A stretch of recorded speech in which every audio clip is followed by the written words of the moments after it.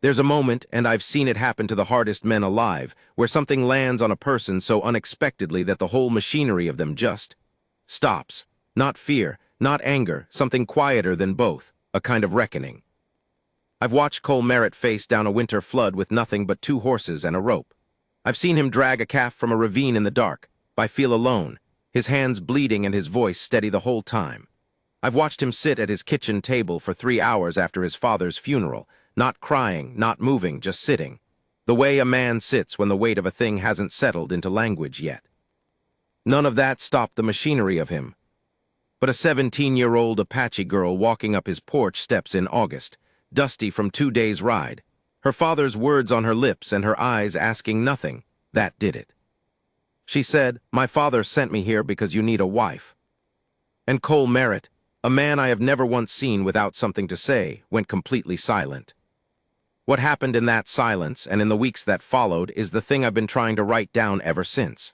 Not because it ended well exactly, not because it ended simply, but because it was true, and true things deserve to be recorded even when they don't resolve the way you expect them to. My name is Jonas Hale. I was the ranch hand. I was there from the beginning. The summer Cole Merritt's wife left him, the well went dry. I don't mean that as a metaphor. I mean the well literally went dry, cracked earth beneath the casing, water table dropped 2 feet past anything useful. We spent 4 days trying to salvage it before Cole drove a shovel into the ground beside the barn, walked into the house, and didn't come out until the following morning. I'm not superstitious, but even I felt the timing of it in my chest like a bruise. Alina had been gone 6 weeks by then. She'd taken the wagon, her good dishes, and the watercolor set she'd kept wrapped in cloth under the bed since before they were married. She didn't take anything that would slow her down. That told you everything about Alina. She'd been planning the leaving longer than she'd been feeling it. Cole never said a word about it that I didn't ask for first. He just worked. That was his way. Grief went into the body, came out through labor. By July, he'd mended every stretch of fence on the property, re-roofed the small barn, and rebuilt the smokehouse from the foundation. His hands were never empty, but his kitchen was and his house was, and something in his face that I can only call presence had gone quiet in a way that made me uneasy. I was the only one left on the ranch by then. The other hand, a young man named Dillard, had followed Alina's cousin west after catching feelings, which was its own complicated story that Cole had absorbed without comment. So it was just us. Me keeping records in the battered ledger I always kept in my breast pocket, a habit my mother gave me, writing things down so you don't lie to yourself about what happened, and Cole, existing in his efficient, painful silence. I want to say this part clearly, because everything that came after depends on understanding it. Cole Merritt was not a cruel man. He was not a cold one. He was a man who had been taught, by his father and by the land and by a decade of hard seasons, that sentiment was something you kept in a lockbox and took out only when you could afford the time. He wasn't broken by Alina leaving. He was something more complicated than broken. He was a man who had invested enormous care in a life that had turned out not to want him, and he didn't yet know what to do with all that unexpended care. It had nowhere to go. That was the state of him when Sayre arrived. I saw her before he did. I was up on the South Ridge checking the water situation. We'd switched to hauling from the creek while Cole worked on a new well, when I spotted movement on the road below. Single rider. Small. Upright bearing that I recognized before I consciously registered it. Apache riders sit differently than white riders, weight distributed back, the whole posture one of negotiation with the animal rather than command. I'd spent enough time in this territory to know the difference.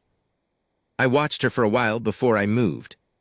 She was riding a brown roan mare, unhurried, following the road toward the ranch with the kind of deliberate intention that suggested she knew exactly where she was going, and had been riding toward it for at least 2 days based on the dust in her hair and the lean of the horse. She wore a dark skirt over riding clothes and a light blanket across her shoulders against the morning cool. She was young. I couldn't tell how young from up there, but young. Maybe 17, maybe 20. The kind of age that could go either way, depending on what it had seen. I came down off the ridge and got to the yard about the same time she did. Cole was at the pump, the auxiliary one near the trough, not the dry well, when her horse came into the yard. He turned, hands still on the pump handle, and looked at her. She stopped the mare, got down carefully, not like someone who was tired, but like someone performing a deliberate act of respect. She led the horse the last few steps to the post by the fence, tied it, and then turned to face him. That's when she said it. "My father sent me here because you need a wife." The words landed in the dust between them like something dropped from a height. Cole's hand was still on the pump handle. I watched the muscles in his jaw move once, like he'd started to speak and then decided against it. Then he looked at her, really looked, the way you look at something when your brain is still catching up to your eyes, and he stayed quiet. I had my ledger out. I wrote August 14, a girl arrived. Cole didn't speak for a long time. Her name was Saya. She told me this later, while Cole was seeing to her horse with the automatic care he gave to every animal on the property regardless of personal complication. She sat on the porch step and accepted the water I brought her without ceremony, drinking carefully, and when she'd finished she looked at me with dark eyes that held a quality I can only describe as patience under assessment. She was deciding how much to say, and to whom. "You are his worker," she said, not a question. "Ranch hand, Jonah's Hale." I held out my hand, and she looked at it for a moment before shaking it once, firm, brief. "He is as they say," she said. She wasn't looking at me anymore. She was looking at the barn where Cole had disappeared with the roan. "What do they say?" I asked. She considered this. "Alone," she said, "and good with his hands." I wrote that down too. Alone and good with his hands. It was the most accurate two-word summary of Cole Merritt I had ever heard, and it came from someone who'd ridden 2 days to say it. The story, which came out in pieces over the following days, was this. Saya's father was a man named Nathan. I never learned his Apache name, only the shortened version he used with English-speaking people. He ran horses, partly for himself, partly for trade, and he had over the years done legitimate business with Cole Merritt, who needed good mountain-bred stock and wasn't particular about who raised them, which put him at odds with a fair portion of his neighbors. Cole bought horses from Nathan 3 times over 5 years. Each time he'd paid fairly and without complications. That kind of rarity lodges in a person's memory. When Nathan heard that Cole's wife had gone, he thought for a long time, weeks, apparently, and then he sat down with Saya and told her what he'd been thinking. He said, "You are a man who works well and respects well," Saya told Cole the first evening at the kitchen table. Cole had made coffee. It was the only hospitality he seemed to trust himself to offer, and was sitting across from her with his hands flat on the table the way he did when he was listening hard to something he didn't yet understand. He said the land needs someone who will stay. He said, "I need somewhere to stay." "Your father's land," Cole said. First words he'd spoken to her since the yard. "Is not mine," she said, simply, without self-pity. "My mother died in the spring. My father is remarrying. His new wife has daughters already. I am—" She paused, choosing. "I am the one who does not fit." There was a silence that I sat in the corner of, small and as unobtrusive as possible with my ledger in my lap, writing nothing because I didn't want the scratch of the pencil to interrupt it. "How old are you?" Cole said, not quite a question. 22, she said. He nodded, looked at his hands. "I'm 41. "I know," she said. Another silence. Cole turned his coffee cup once. "Your father and I aren't friends." "He knows this. He considers you honest. He thinks honest is better than friendly for a husband." Cole looked at her then, just looked, and I watched something move across his face that I don't have a precise word for, not reluctance exactly, not calculation. Something older, something that recognized being seen accurately and didn't know what to do with it. "You don't have to be here," he said finally. She looked back at him with those patient, assessing eyes. "I know," she said again. "Then why are you?" And she said, and I wrote this down immediately because I knew it was the heart of something. "Because my father chose you, and I have not known him to choose wrong." She slept in the small room off the kitchen that had been used for storage since Alina reorganized the house. Cole moved boxes without being asked. I put a cot in there, found a quilt, brought in a water basin. It was the most domestic activity that house had seen in 2 months, and the strangeness of it was physical, like the air had changed weight. Cole didn't sleep. I know because I was in the hands' quarters, a lean-to attached to the north barn, and I could see the kitchen window from my cot, and the lamp in it burned until 2 in the morning.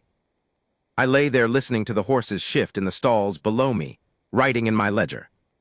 She came with nothing except a riding bag and her father's word.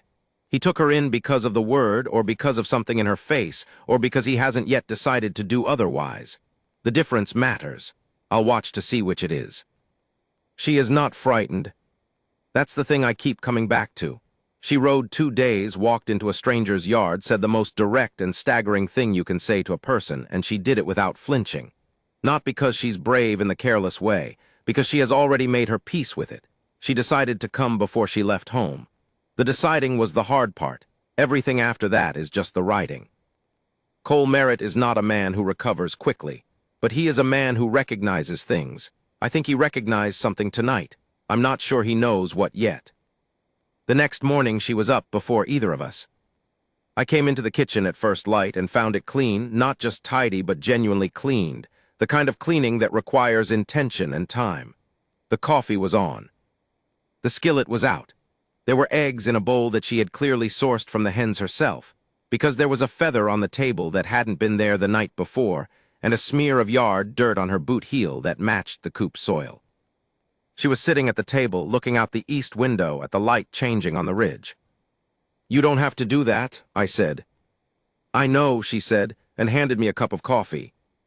Cole came in 10 minutes later, stopped in the doorway, took in the kitchen. His face did that thing again, the thing I was starting to recognize as his version of being moved by something he hadn't expected. He sat down. She put eggs in front of him without ceremony. He ate, she ate, I ate. Nobody said anything for a while, and it wasn't uncomfortable. Or it was. But it was the kind of uncomfortable that has something alive in it rather than something dead. Cole set his fork down eventually and looked at her. "I'm going to ride out to the east pasture after breakfast," he said. "Check on the fence line." She nodded. "You can come," he said, "or not." She looked at him. "I'll come." He nodded and picked up his fork again. I wrote in my ledger, day 2. He invited her somewhere. She said yes. Neither of them made a production of it. Something is being built here, one careful board at a time. I didn't go with them that first ride. I want to be clear that my staying behind was not tact, or not only tact. I had genuine work in the North Field, and I'm not a sentimental man who engineers romantic situations for other people. But when they came back 4 hours later, and Cole was pointing at something on the ridge, and she was looking where he pointed with real interest, not polite interest, and they were talking in the easy half-sentence way of people who have found a shared frequency, I noticed it. I'm honest enough to say I noticed it and felt something about it. Something like relief, or hope, or the thing that lives just between those two, which doesn't have a name but which I've been trying to write down my whole life. Cole unsaddled his horse at the rail. She unsaddled hers beside him.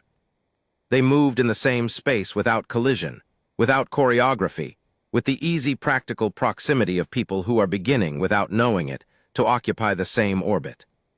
She saw me watching from the barn doorway. She didn't look away, she didn't explain herself. She just looked at me for a moment with those patient eyes. Then she went inside. 3 nights in, I heard them argue for the first time. I was outside, late, checking on a horse that had been off its feed. The kitchen window was cracked for the heat and the voices came through clearly. Not shouting, Cole and Saya were not shouters, but definite. Friction, the sound of 2 different understandings colliding. "I'm not asking you to pretend," he was saying. "I am not pretending," she said. "I am being practical. Practical is not the same as pretending. You came here because your father sent you. And you stayed in this house because your father left it to you," she said. "Does that mean you don't choose to be here?" Silence. "That's different," he said. "How?" Another silence, longer, the kind that means a person is thinking, not stalling. "I'm asking you," he said, quieter now, "not about your father's reasons, your reasons." A long pause, long enough that I started to think she wasn't going to answer. "Because," she said finally, "I looked at this land when I rode in and I thought I could grow something here, not just crops." Another pause. "And I looked at you and I thought the same thing." The silence after that one was different, the weight of it different. I went back to the barn and lay on my cot and looked at the ceiling for a long time. I wrote she told him the truth, not gently, just directly. He's not a man who knows what to do with someone who tells him the truth without softening it first. He'll have to learn, or she will, or more likely the land will teach them both. On the seventh day, she asked me something. I was at the fence near the creek, replacing posts, and she came down with water and stayed after handing it to me, looking out at the ridge line. "Does he trust anyone?" she asked. I thought about it. "He trusted a leaner," I said, "before." She nodded, "And now?" "He trusts the land," I said, "and the horses." She was quiet for a moment. "That's a place to start," she said. I looked at her. Most women would take that as a discouragement. She turned to look at me, and there was something in her eyes that was the first real flash of humor I'd seen from her, quick, dry, there and gone. "I am not most women," she said, "and he is not most men. That is why my father sent me here." She walked back up toward the house, and I stood there with my fence post and my mallet and my inadequate ledger and thought, no, she's not, and neither is he. God help them both. There is a kind of negotiation that happens between two people who are both accustomed to silence. It's not like the negotiations I'd seen between Alina and Cole. Those had been the painful, charged silences of people who were not understanding each other and both knew it. This was different. Sayre and Cole's silences were working silences, investigative ones, the kind where both people are paying close attention and neither wants to fill the space with words that aren't yet ready. I watched it happen over the following weeks, like watching a complicated piece of machinery, assembling itself one component at a time. There were practical things first, because there are always practical things on a working ranch, and practical things are, as I have observed over many years, how men and women who don't yet know each other begin to learn each other.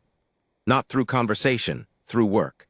Through who picks up which end of something, and whether they know to brace their feet on the slope, and how they handle the moment when the task goes sideways and somebody has to improvise.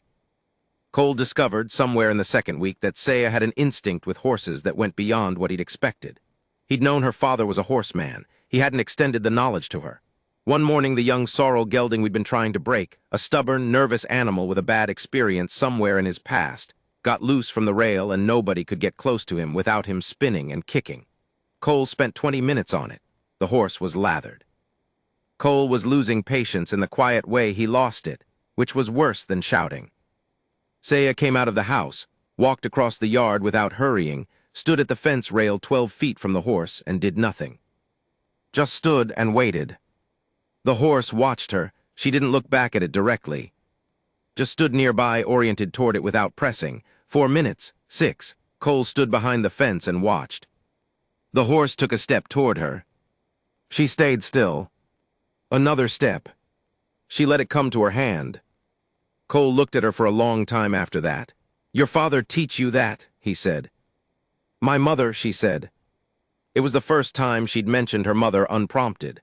Cole heard the weight of the past tense. He didn't press it, but something in his face shifted, a recognition, I think, of a particular kind of grief. The kind you live around, not through. Nathan came to check on her at the end of the 3rd week. I want to write this carefully because it was a delicate situation, and I was watching it hard. He came with 2 of his men, not as an escort exactly, but as a formality.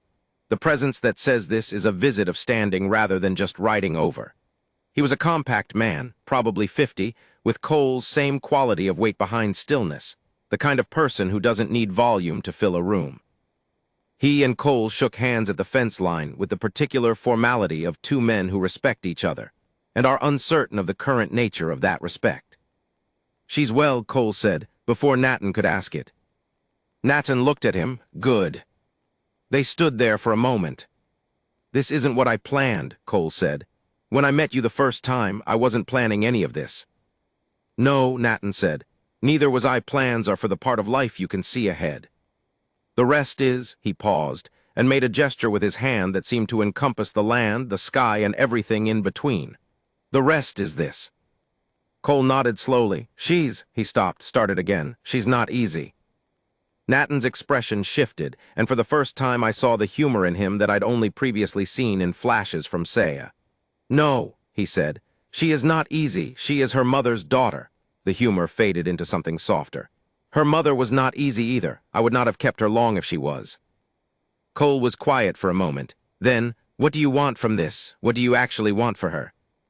Nathan looked at him without deflection. "A man who doesn't need her to be smaller than she is," he said. "That's all. That's the whole of it." Cole absorbed that. "I'll try," he said. "Good," Nathan said. "That's also all I asked." They shook hands again. Nathan looked for Saya, found her at the edge of the yard. They spoke together in Apache for a few minutes. I stayed well away.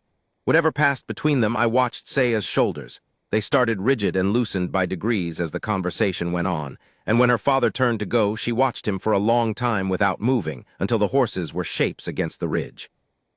Then she turned and walked back toward the house with her face arranged into its usual composure.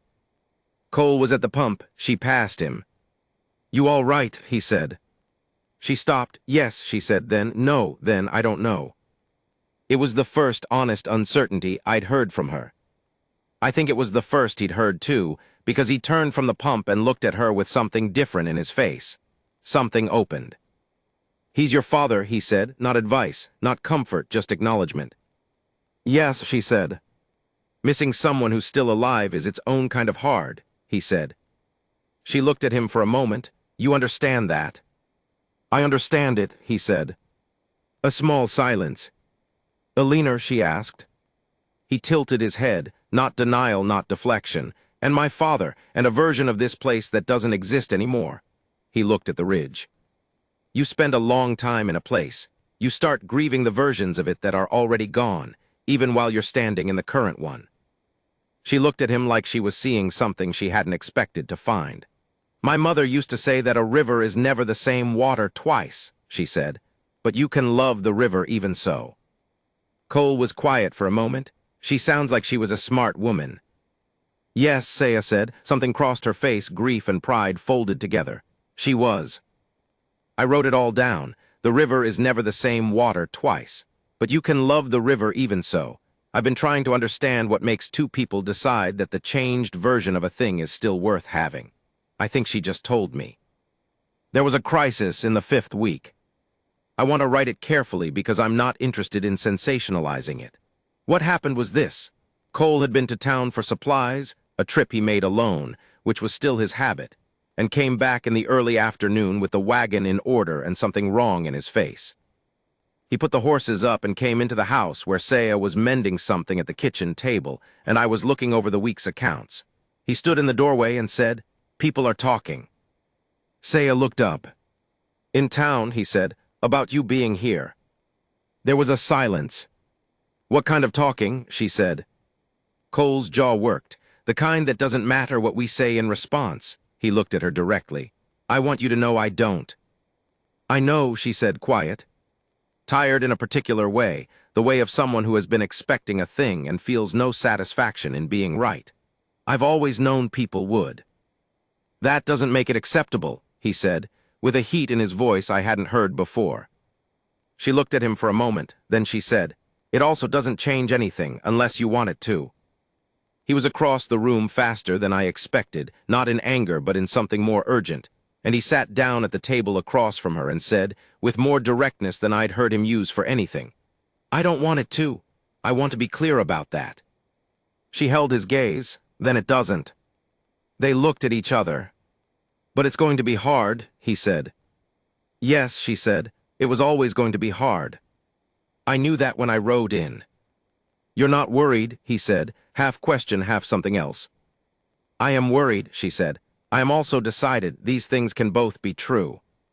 Cole was quiet for a long time. Then he said, "You're the most decided person I've ever met." And Saya said, and I got this down immediately because it was the most important thing she said in 5 weeks. "My mother died without getting to finish her life. I decided after that I would not spend mine waiting to be certain before I began." The practical problem came the following week, and it was one of those things that teaches you what people are made of more efficiently than any conversation. We had a fence breach on the eastern boundary. A long section came down overnight, probably an elk, and by morning we'd lost 12 head into the canyon draws. Bad terrain, steep, the kind of search that takes multiple riders and can still go wrong. Cole sent me east and took the south himself, which left a long ridge to the north that nobody had covered. I came back at noon with 6 cattle and found Saya sitting at the fire with the coffee on, and 4 cattle tied to the rail that had not been there when I left. Cattle from the North Ridge. "You went alone," Cole said when he came back, his voice doing something complicated. "You didn't tell me not to," she said. "That's not the—" He stopped, looked at the cattle, looked at her. "You could have gotten hurt. That terrain—" "I grew up in harder terrain," she said, calmly, not combative, just accurate. Cole stood there. "Cole," she said, and his name in her mouth was the first time I'd heard her use it, and it seemed to register on him the same way. "I am not made of glass. My father sent me here because I can do this work, because I have been doing work like this my whole life, and I will not stop because the canyon made you nervous." He looked at her for a long moment. Then he said, "Thank you," and turned and saw to his horse. "I wrote," he said, "thank you, without qualification, without adding anything. For a man who has spent 41 years performing competence by himself, that is enormous. He's learning, not fast, not gracefully, but genuinely." What shifted between them, I don't know the exact day. I've been trying to locate it in my ledger and I can't pinpoint it precisely, which tells me it wasn't one thing but an accumulation of things. The way he started leaving the coffee made in the morning when he rose early, so it was ready when she came down. The way she started leaving one of the kitchen lamps lit when she went to bed, knowing he'd be in late from checking the stock. Small calibrations. The language of two people who are paying careful attention to each other's needs and trying, quietly, to meet them. She started telling him things about her mother, not in long declarations, in the small embedded way of people who are slowly learning to trust. A detail here, a memory there. Her mother's way with medicinal plants. Her mother's opinion of horses versus mules. Her mother's habit of singing while she worked, which Saya did too, sometimes, early in the morning when she thought no one could hear. I could hear, I suspect Cole could hear too, and chose not to make a thing of it. He started talking about his father. In the same way, small, embedded. A story about a flood year. His father's opinion of the East pasture soil. The way his father had chosen this particular piece of land, passed over by everyone else as too difficult, and had loved it with the specific devotion of someone who'd chosen a difficult thing. "He always said the easy pieces don't teach you anything," Cole told her one evening. She was quiet for a moment. Then, "My father says something like this, that the thing that costs you most is the thing you end up knowing best." Cole looked at her and something in his face was very open and very young, and it was the first time I'd thought of him as young in years. "Your father's a wise man," he said. "Yes," she said, "that's why I trust his choices." He understood what she meant. I could see it in his face, the full understanding of it, how it folded back to the beginning, to the yard, to her father's word and her choosing to honor it, and now, weeks in, finding that the honoring had become something of her own. He didn't say anything, he just sat with it. And then he picked up his coffee cup and she picked up her mending, and the lamp burned between them and the night outside was full of ordinary sounds. The horses, the wind along the ridge, the creek running low over stones. And I wrote in my ledger, "I don't know what to call what they're building. It doesn't look like what I expected. It looks like something I don't have the word for yet. Something older than romance, more practical than arrangement, more feeling than contract. Something that might be, in the end, more durable than any of the above. But I'm only at week 6, and this land is hard and the territory is harder and there are things ahead that I can't see. So I'll keep watching and writing and hoping I'm right.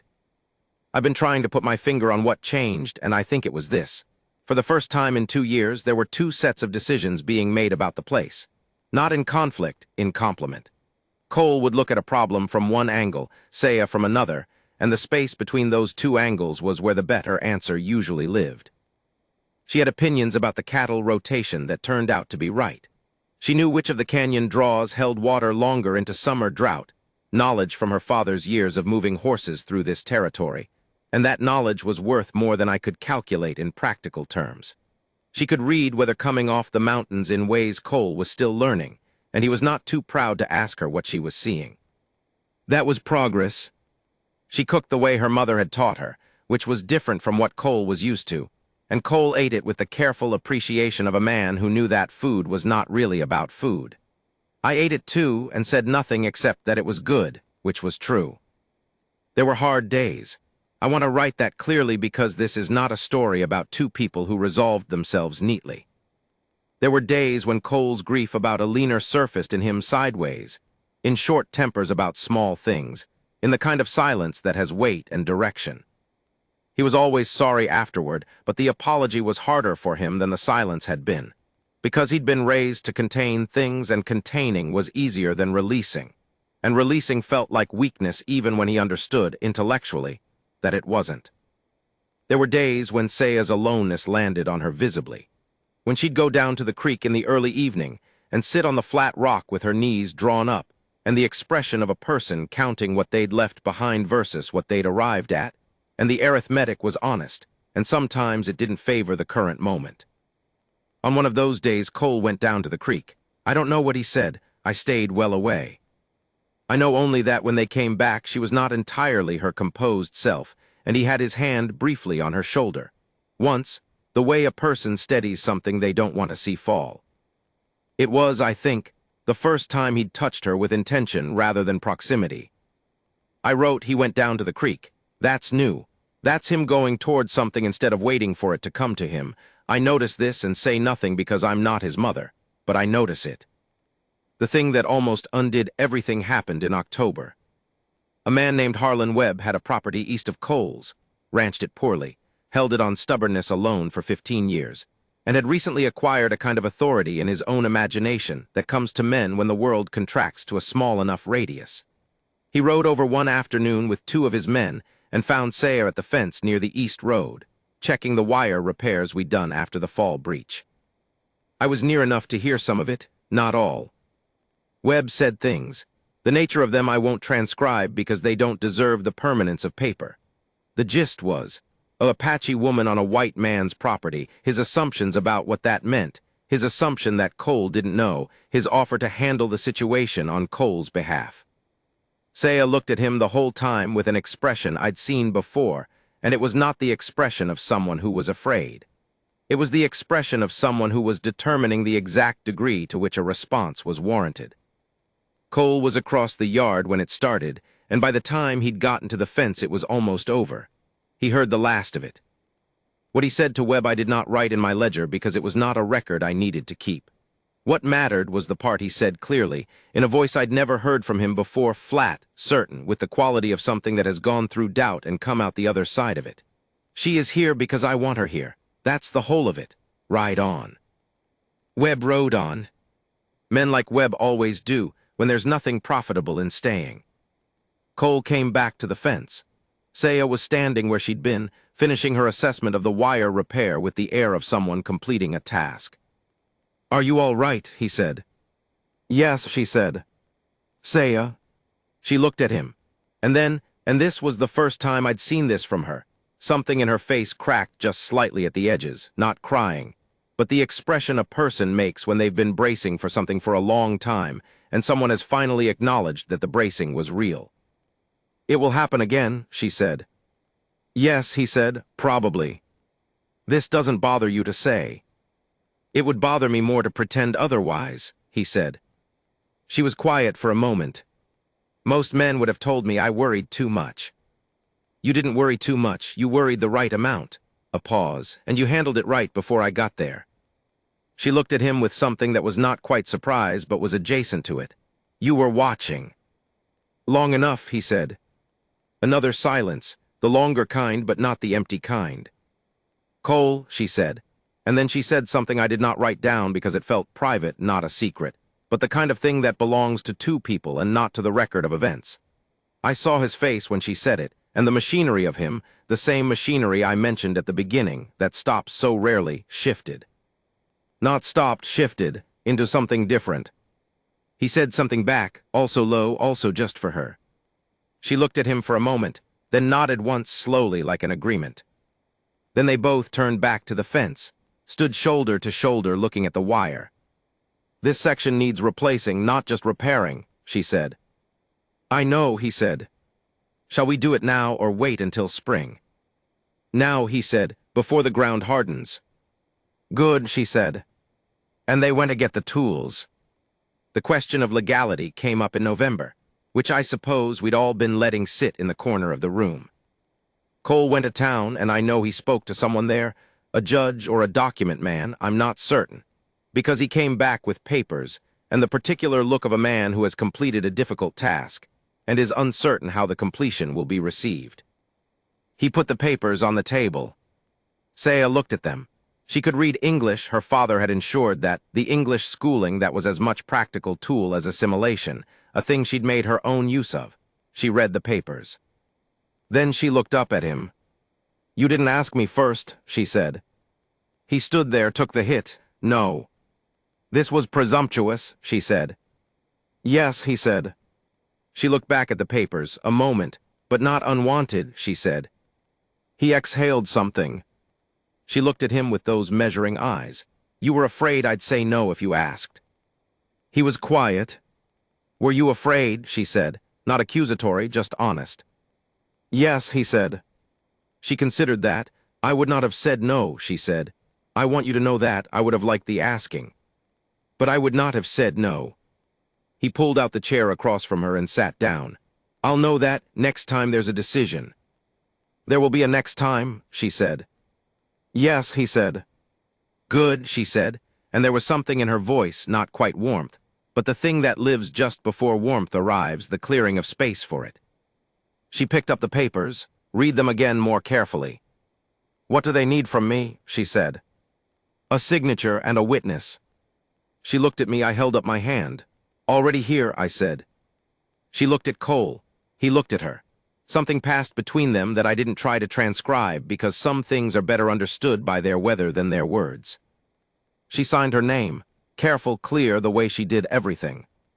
I should write about the winter, because winter on that land was its own kind of test, and they passed it in the specific way that two people pass a test together, not by finding it easy, but by not turning away from it. There were nights when the cold was absolute, and the wind said things against the roof that made sleep difficult. Cole checked the stock twice as often as necessary, which was a habit from years of doing it alone, and I think he was still calibrating that he wasn't alone. Saya kept the kitchen warm in the way her mother had, with the long efficiency of someone who understood the relationship between heat and survival. She got sick in January.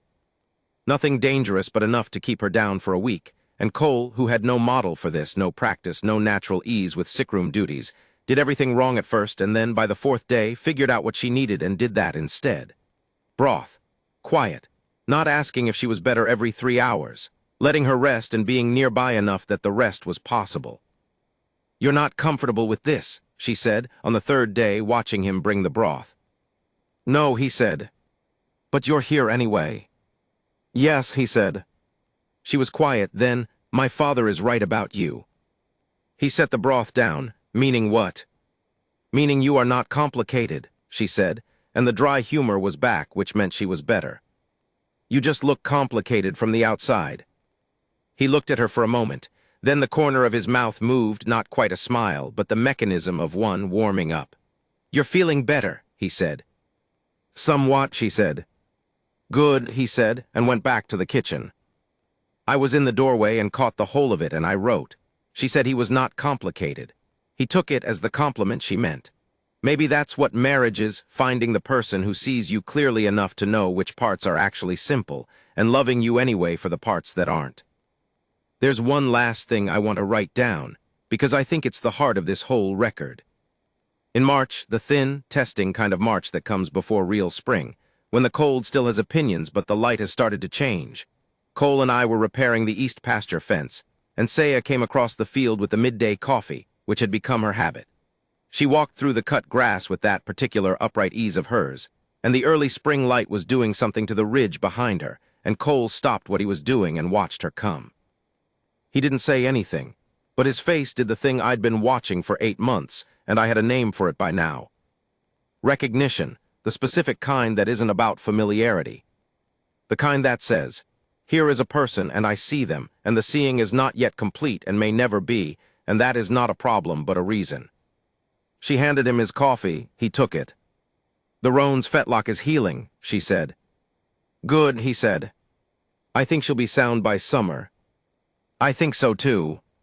She turned to look out across the east pasture, the field that would green up in another month, the creek line visible from here, the mountains still white in the distance. She looked at it the way she'd looked at it the first morning, through the east window, but differently. With possession in it now, not the claiming kind, but the kind that comes from having worked for something. "Cole," she said. "Yeah," he said. I'm glad I came. He was quiet for a moment. I know, he said. And then, I'm glad you came too. She nodded once, like the agreement it was.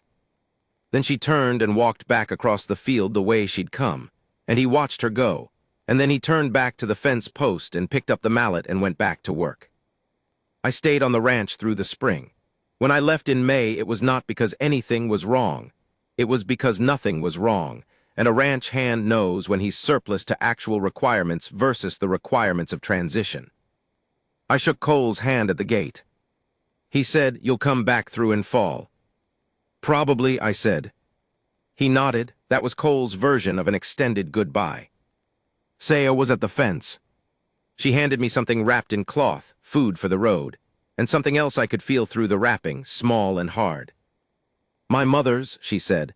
She had a habit of giving travelers something to carry. I started to say I couldn't take something of her mother's. "It's not the object," she said.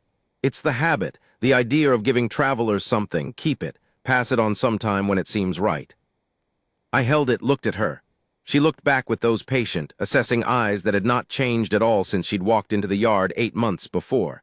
Except maybe the patience had a different quality now. Less of the braced kind, more of the chosen kind. I put the thing in my breast pocket, next to the ledger. "I'm writing this up in town, at a table in a place that has decent light and bad coffee, before the details fade. I've been trying to figure out what this story is about. I've filled more ledger pages on it than on anything I've recorded in 20 years of ranching life. I think it's about what grows in hard ground, when two people stop waiting for conditions to improve and start working with what they have. I think it's about how a person can be sent somewhere by someone else's wisdom and still, over time, arrive there by their own. I think it's about Cole Merritt learning that care doesn't need a lockbox, that you can let it out and not be destroyed by it. I think it's about Saya and what her mother knew, riding 2 days across hard country to a stranger's yard, carrying her father's word and her own decision as separate and equally important things. But mostly I think it's about the east pasture in March, and the light on the ridge, and a man watching a woman walk across a field he couldn't imagine leaving, and knowing, for the first time in a long time, that staying was a choice and not just a habit.